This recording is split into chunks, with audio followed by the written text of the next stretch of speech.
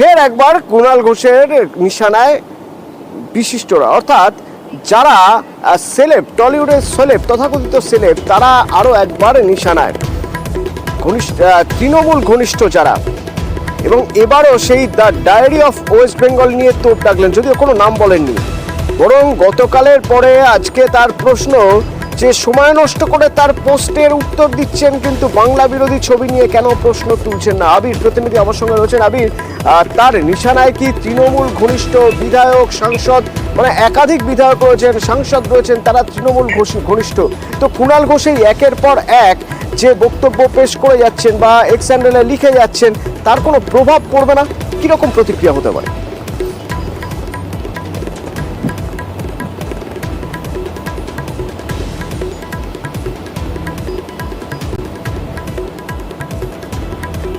আবির কি আমার কথা শুনতে পাচ্ছে?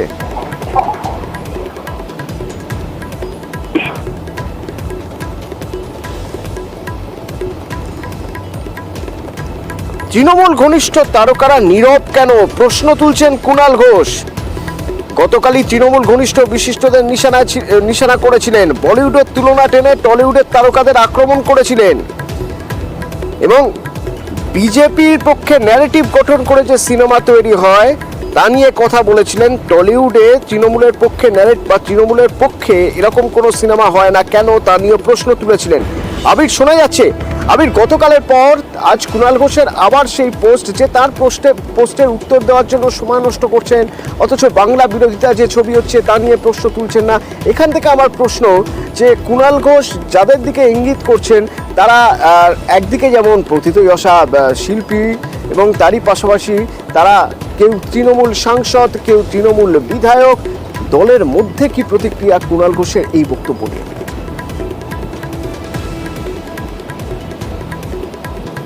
কিন্তু তিনি যে কথাগুলি বলেছেন সেই কথাগুলি ভারতের পাশাপাশি যারা সংগঠন মঞ্চে থাকে তাদের প্রত্যেককে উদ্দেশ্য করে তিনি যে বলেছেন সেটা পরিষ্কার হয়ে গিয়েছে, এবং তিনি যে তার মন্তব্য বা বক্তব্য থেকে সরছেন না, তিনি এটা নতুন করে জানিয়েও দিয়েছেন। একসঙ্গে তার যেটা বক্তব্য, তারা যারা যদি তার পরিবর্তন তার কথা না বলে যদি পোস্ট করতেন তাহলে অনেকটা বেশি সুবিধা হতো। তৃণমূলের মঞ্চে থাকলেও দুর্দিনে দলের পাশে থাকেন না টলি তারকারা, আর এই নিয়ে টলিউডের নানা তারকার নানা মত।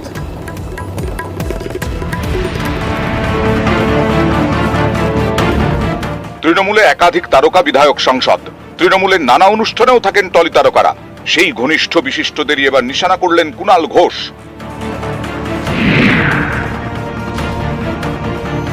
শুক্রবার সোশ্যাল মিডিয়ায় কুণাল ঘোষ লেখেন,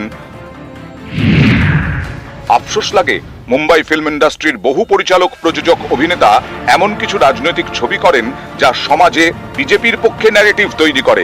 এবার তো বাংলা নিয়েও কুৎসার ঝুলি আসছে, অথচ টালিগঞ্জের বাবু বিবিরা যারা মমতাদির পাশে দলে, মঞ্চে, ছবির ফ্রেমে থাকেন, তারা নিজেদের ইমেজ গড়তে পেশার সৌজন্য নিয়ে ব্যস্ত। দিদির পাশে ছবি দিয়ে গুরুত্ব বাড়ান, কিন্তু মমতাদির বায়োপিক বা তৃণমূলের পক্ষে বার্তা যেতে পারে এমন কোন সিনেমার কথা তারা ভাবেন না। এরা অনেক বড় নাম হতে পারেন, কিন্তু এদের অনেকেই দলের বোঝা। এক শ্রেণীর প্রযোজক, পরিচালক, ফিল্ম ইন্ডাস্ট্রি দেশের, তারা বিজেপির ন্যারেটিভ, বিজেপির রাজনৈতিক কাজে লাগে আপাত দৃষ্টিতে। হয় বায়োপিক করছেন, मैं अटल हूं, আবার দ্য অ্যাক্সিডেন্টাল প্রাইম মিনিস্টার দেখানো হচ্ছে, মনমোহন সিংকে খাটো করা হচ্ছে কংগ্রেসকে। প্রত্যক্ষভাবে যারা আমাদের সঙ্গে, তারা তো মমতা বন্দ্যোপাধ্যায়ের খুব সুন্দর ভালো বায়োপিক, আন্দোলন, যাদের জন্য বাংলা অতীতে বিপদে পড়েছে, সেগুলো এখন সেই জবাব তো হতেই পারে। আমি মমতাদি যখন মুখ্যমন্ত্রী হয়নি, আমি তখন অলরেডি করে ফেলেছি দুটো ছবি। আমি 2001-এ প্রতিবাদ বলে একটা ছবি করেছিলাম, তারপরে যখন নন্দীগ্রাম সিঙ্গুর হলো, আমি প্রতিবাদ জানিয়েছিলাম তুল কালাম করে। আমাকে যদি কোনো প্রযোজক বলে মমতাদিকে নিয়ে একটা ছবি ভাবুন, আমি রেডি। তৃণমূল ঘনিষ্ঠ তারকাদের নিশানা করে কুণাল ঘোষ ফেসবুকে লিখেছেন, দলের সুসময়ে এরা হাত নেড়ে সামনে থাকেন, একটু বিতর্কিত ইস্যুতে দল পড়লেই এরা মুখ খোলা বন্ধ করেন। সামনে থেকে মানুষকে বোঝানোর কাজে এদের পাওয়া যায় না, দল না বললে কর্মসূচি টুইটেও পাওয়া যায় না। এই যে এবার বাংলাকে কুৎসিত আক্রমণ করে ছবি আসছে, সারা দেশে বিদেশে বাংলার ইমেজ খারাপ করার চক্রান্ত এরা জানেন না, অথচ এরা তার পাল্টা কিছু করবেন না, করতে চাইবেন না। এদের কেউ কেউ আন্তরিক, বাকি ক্ষমতাশালী তারকাদের নিয়ে দল ভাবুক। কুণালের টুইটকে আমি সমর্থন করছি সম্পূর্ণভাবে। যা দলের সঙ্গে যুক্ত আছে তাদেরও কিছু রেসপন্সিবিলিটি থেকে যায় দলের সম্মান রক্ষা, অন্য শিল্পীদের নাও থাকতে পারে, কিন্তু রেজিগনেশন নিয়ে থাকলে তাদের দলের খারাপ সময়গুলোতে সম্পূর্ণভাবে সাপোর্ট দেওয়া উচিত। হাইকোর্টের ছাড়পত্র পেয়ে শুক্রবার মুক্তি পেয়েছে Hindi film the diary of West Bengal. এ নিয়ে সোশ্যাল মিডিয়ায় সরব কুণাল ঘোষ। তিনি লেখেন, বাংলা নিয়ে চরম কুৎসা, বিদ্বেষ, মিথ্যা ছড়ানো যে রাজনৈতিক উদ্দেশ্য প্রণোদিত ছবিটি দেশে মুক্তি পাচ্ছে, বাংলার ছবির জগৎ বিশেষভাবে তৃণমূলের সঙ্গে যুক্তরা অবিলম্বে তার প্রতিবাদ করুক। টুইটে, সাংবাদিক বৈঠকে, প্রতীকী ধর্নায় যারা এটা করবেন না সেই সুবিধেবাদীদের চিহ্নিত করা হোক। কুণালদা যে পোস্টটা করেছেন আমি ওনার সঙ্গে পূর্ণ সমর্থন রয়েছে। কুণালদা যদি সবার ক্ষেত্রে বলে থাকেন তাহলে হয়তো ওনার কোথাও একটু বুঝতে ভুল হচ্ছে। আমাদের মাননীয় মুখ্যমন্ত্রী মমতা বন্দ্যোপাধ্যায়ের সান্নিধ্যে রয়েছি, যখনই আমরা দেখবো যে তার ভাবাবেগকে কোনো রকম ভাবে কষ্ট দিচ্ছে বা কালিমা লিপ্ত করছে, বাংলার ঐতিহ্য সংস্কৃতিকে কালিমা লিপ্ত করছে, আমরা কিন্তু একজন শিল্পী হিসেবে, একজন নাগরিক হিসেবে এবং তৃণমূল কংগ্রেসের পরিবারের একজন সদস্য হিসেবে তার প্রবল বিরোধিতা করব। উনি কি বলছেন সেটা ওনার ব্যক্তিগত মতামত, হ্যাঁ, তাই এই প্রসঙ্গে আমার কিছু বলাটা ঠিক নয়। তবে আমি যদি আমার কথা বলি তাহলে আমি কি করছি, আমার অ্যাক্টিভিটিস কি আছে সেটা আমার দল খুব ভালো মতো জানে। আমি কতটা কাজ করি, কি করি, কিভাবে দলের সাথে থাকি সেটা আমার দল খুব ভালো জানে। কাজে ওই প্রসঙ্গ নিয়ে আমি আলাদা করে আর কিছু বলতে চাই না।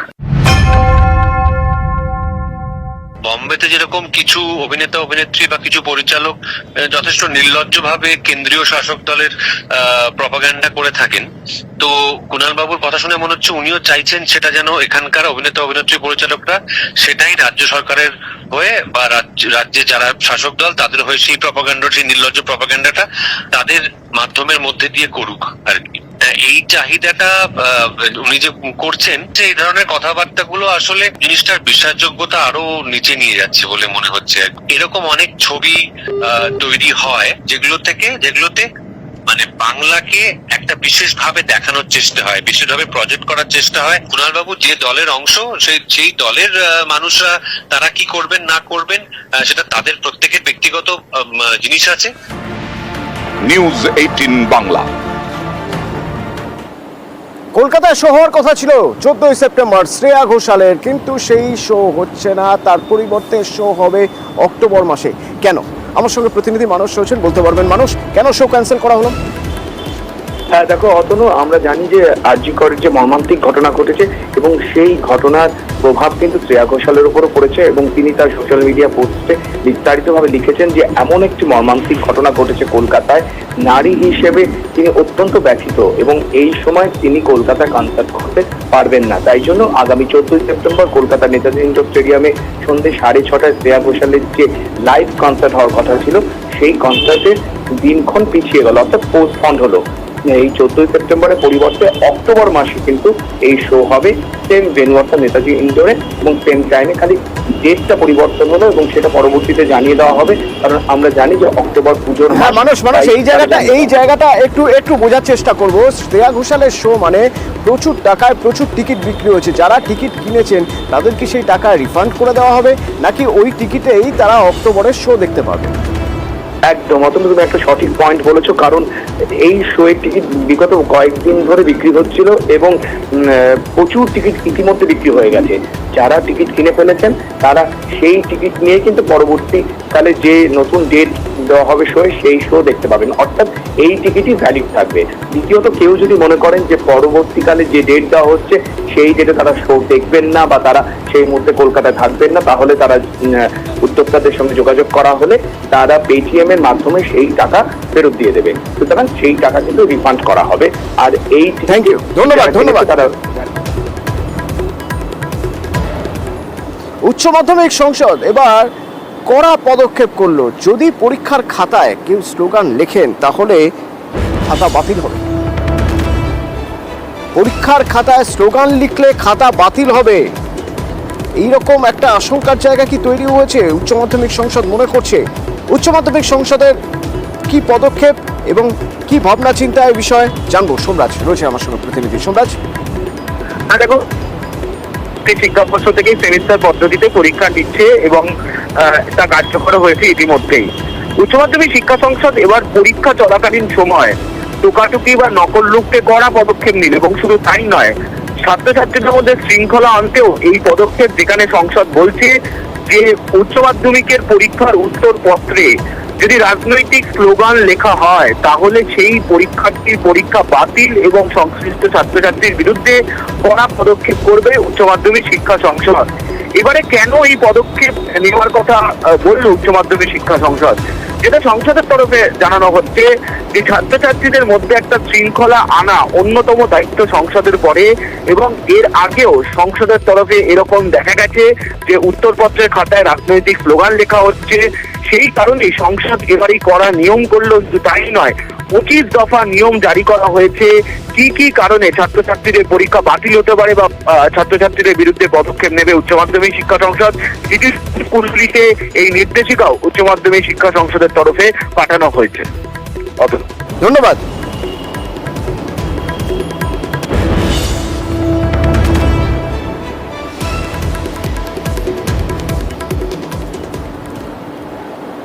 বিধায়ক আব্দুল করিম চৌধুরী ফের একবার বিস্ফোরক, বলছেন দরকার হলে জেলে যাবেন কিন্তু উচ্ছেদ হতে দেবেন না।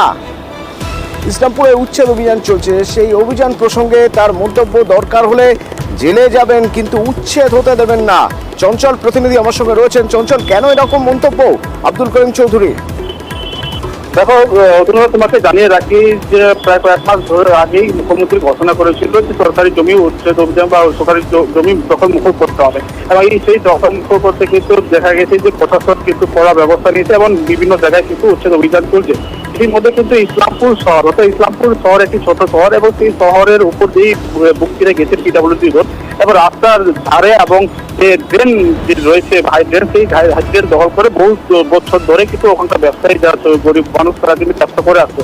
এবং এই পরে কিন্তু প্রশাসন কিন্তু কড়া ব্যবস্থা গ্রহণ করতে শুরু করেছে, এবং যে দোকানদার যারা রয়েছে বেআইনিভাবে দখল করে রয়েছে তাদের কিন্তু একটি করে নোটিশ ধরানো হয়েছে যাতে তারা সেই জায়গা, সরকারি জায়গা ছেড়ে দেওয়া হয়। এবং এই খবর ছড়িয়ে পড়তে কিন্তু একটা চাঞ্চল্যতা এলাকা রয়েছে। তার পাশাপাশি সেই সব দোকানদাররা কিন্তু বিধায়কের দ্বারস্থ হয়েছেন, এবং বিধায়কের যে দাবি রয়েছে যে দীর্ঘদিন ধরে তিনি ইসলামপুরের পাড়াদার হিসাবে রয়েছেন এবং মানুষ যাতে কোনো কষ্ট না পেতে পারে সেই জন্য কিন্তু তিনি গতকাল মহকুমা প্রশাসনের দ্বারস্থ হয়েছে, এবং মহকুমা প্রশাসনকে তিনি অনুরোধ করেছেন যাতে উচ্ছেদ অভিযান যাতে না হয়, কোনো মানুষের যাতে কোনো সমস্যা না হয় সেই কথা জানিয়েছেন। এবং তিনি বক্তব্য দেওয়ার পরে যখন গাড়িতে ওঠেন তিনি কিন্তু পরিষ্কার একটা কথা বলে দিয়েছেন যে উচ্ছেদ অভিযান তিনি করতে দেবেন না, অর্থাৎ তিনি জেল যেতে রাজি আছেন কিন্তু উচ্ছেদ অভিযান করতে দেবেন না, এমন পরিষ্কার ভাষায় তিনি একবারে হুঙ্কার বা হুঁশিয়ারি জানিয়ে দিয়ে গেছেন ইসলামপুরের বিধায়ক। ধন্যবাদ আব্দুল করিম চৌধুরী।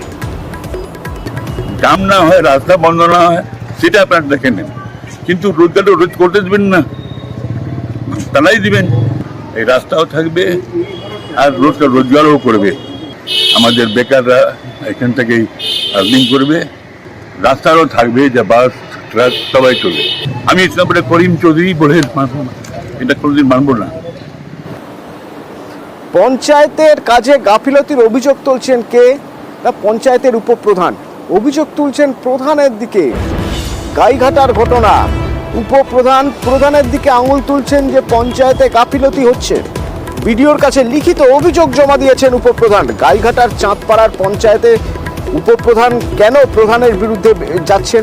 তার কাছে নিশ্চয়ই কোনো প্রমাণ রয়েছে। কি প্রমাণ রয়েছে, কি অভিযোগ উঠছে, এবং এই গাইঘাটা চাঁদপাড়া পঞ্চায়েতের প্রধান যার বিরুদ্ধে সরব হয়েছেন উপপ্রধান, তিনিই বা কি বলছেন জানবো। অনিরুদ্ধ রয়েছেন আমার সঙ্গে। অনিরুদ্ধ, দেখো, তোমাকে জানিয়ে রাখি যে গাইঘাটা চাঁদপাড়া গ্রাম পঞ্চায়েতের উপপ্রধান বৈশাখী বর বিশ্বাস এবং তার সঙ্গে আরো 2 সঞ্চালক, তারা 3 জন মিলে পঞ্চায়েত প্রধানের বিরুদ্ধে অসহযোগিতা এবং উন্নয়নের কাজে টাকা ফেরত যাচ্ছে তেমনই অভিযোগ নিয়ে সরব হয়েছে, এবং বিডিওর কাছে গতকাল একটি অভিযোগ তারা জানিয়েছেন, তারা লিখিতভাবে অভিযোগ জানিয়েছেন। এর প্রতিকারের জন্য আবেদন জানিয়েছেন বিডিওর কাছে। তাদের অভিযোগ যে পঞ্চায়েত সঠিকভাবে চলছে না। পঞ্চায়েতে বিভিন্ন সময় উপপ্রধান, সঞ্চালকরা বিভিন্ন কাজ নিয়ে যখন কর্মচারীদের সঙ্গে কথা বলতে যাচ্ছেন তখন সেখানে কর্মচারীরা বলছেন যে পঞ্চায়েত প্রধানের সঙ্গে কথা বলুন, অর্থাৎ প্রধানের অঙ্গুলি এলনে কর্মচারীরাও ভালো ব্যবহার করছেন না এই উপপ্রধান সহ আরো 2 সঞ্চালকের সঙ্গে, তেমনই দাবি তুলেছেন এই উপপ্রধান। এবং এই বৈশাখী বর বিশ্বাস পরবর্তীতে তিনি জানিয়েছেন যে পঞ্চায়েত প্রধান বিভিন্ন সময়ে তার এই সমস্ত কাজের জন্যই উন্নয়নমূলক সমস্ত কাজের টাকা, সেই টাকা ফেরত যাচ্ছে বলেও অভিযোগ তুলেছেন। তারা বিডিওর কাছে একটি লিখিত অভিযোগ জানিয়েছেন। যদিও এই অভিযোগ প্রসঙ্গে পঞ্চায়েতের প্রধান তিনি জানিয়েছেন যে পুরোপুরি মিথ্যা অভিযোগ। সমস্ত বিষয়েই পঞ্চায়েতের যে জেনারেল মিটিং অর্থাৎ যে বৈঠক হয়ে থাকে পঞ্চায়েতে, সেই বৈঠকে আলোচনা হয় এবং দীপক কুমার দাস প্রধান তিনি জানিয়েছেন তার বিরুদ্ধে অভিযোগ উঠেছে, সেই অভিযোগ পুরোপুরি ভিত্তিহীন এবং মিথ্যা। তিনি দলের প্রধান তার বক্তব্য তো শুনবো অনিরুদ্ধ, তবে তার আগে একবার শুনে নেবো উপপ্রধান কি বলছেন, তার কি অভিযোগ। সিস্টেমের বিরুদ্ধে, কারো বিরুদ্ধে নয়। সিস্টেমটা যেভাবে সব পঞ্চায়েত চলে, আমাদের পঞ্চায়েতটা হয়তো সেভাবে চলছে না, বা আমরা যে পদ হোল্ড করি সে পদে থেকে আমরা অনেক কিছু জানতে পারি না। সেখানে অফিস স্টাফরাই বলে যে প্রধানের পারমিশন নিয়ে এসে আপনারা বলুন, একটা অসুবিধা হচ্ছে বলে ভিডিওর কাছে কমপ্লেন করেছি। কোনো গোষ্ঠীদ্বন্দ্ব নেই, কেন তারা অভিযোগ করেছে সেটা আমি বলতে পারবো না। তবে গতকাল রাত্রে আমি ওই চিঠির কপিটা আমার কাছে একজন পাঠিয়েছে, আমি দেখেছি। তাতে যে অভিযোগগুলো ওরা করেছে তার কোনো ভিত্তি নেই, সবটাই মিথ্যা এবং ভিত্তিহীন। উপপ্রধান অভিযোগ করছেন প্রধানের বিরুদ্ধে, প্রধান অভিযোগ অস্বীকার করছে না। বিডিওর কাছে অভিযোগ জমা পড়েছে, বিডিও কি বলছেন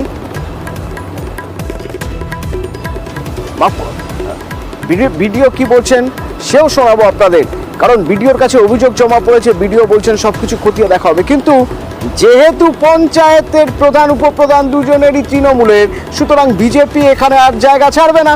বিজেপিও এখানে ঠিক এই জায়গা থেকে বিজেপি বলছে যে আসলে নিজেদের মধ্যে ভাগ বাঁটোয়ারা নিয়ে সমস্যা, তাই অভিযোগ পাল্টা অভিযোগ।